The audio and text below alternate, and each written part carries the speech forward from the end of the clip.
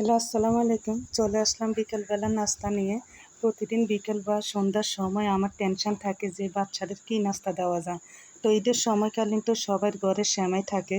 তো ঈদের পর থেকে সেমাই বা নুডলস রান্না করে দিই। আজকে ভাবলাম নতুন কিছু করি, তাই সেমাই ও নুডলস দিয়ে পিঠা বানালাম। এই কারণে ভাবলাম আপনাদের সাথে একটু শেয়ার করি। তো চলে যাচ্ছে মূল রেসিপিতে। প্রথমে সেমাই ও নুডলসগুলোকে সিদ্ধ করে নিলাম। তারপর সিদ্ধ হয়ে গেলে এগুলোকে ছেঁকে নিব। তারপর ছেঁকে নেওয়ার পরে দুটো ডিম ভেঙে দিলাম। তো দুটো ডিম ভেঙে নিলাম। তারপরে পরিমাণ মতো চিনি দিব। তারপরে পরিমাণ মতো লবণ দিব। যারা মিষ্টি একটু বেশি খান তারা চিনিটা একটু বাড়িয়ে দিতে পারেন।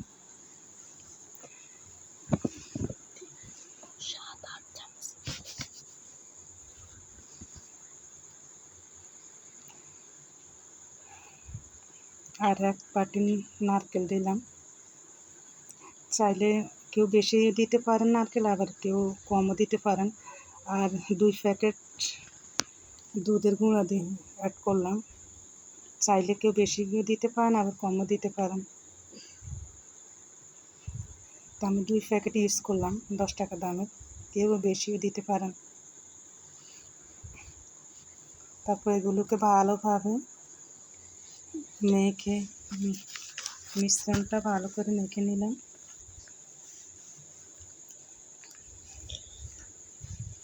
মেখে নেওয়ার পরে এগুলোকে কড়াইতে বসাবো।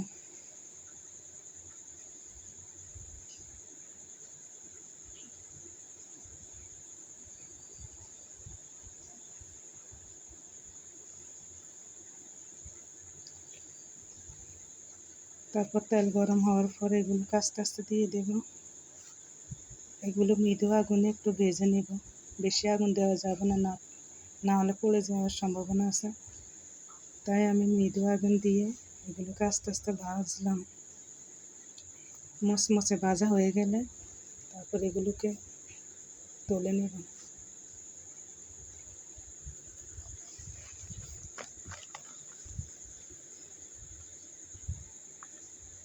তো আমার পিঠাগুলো কেমন হয়েছে প্লিজ কমেন্ট করে জানাবেন। আর যদি আমাকে ভালো লাগে তো অবশ্যই ফলো করবেন।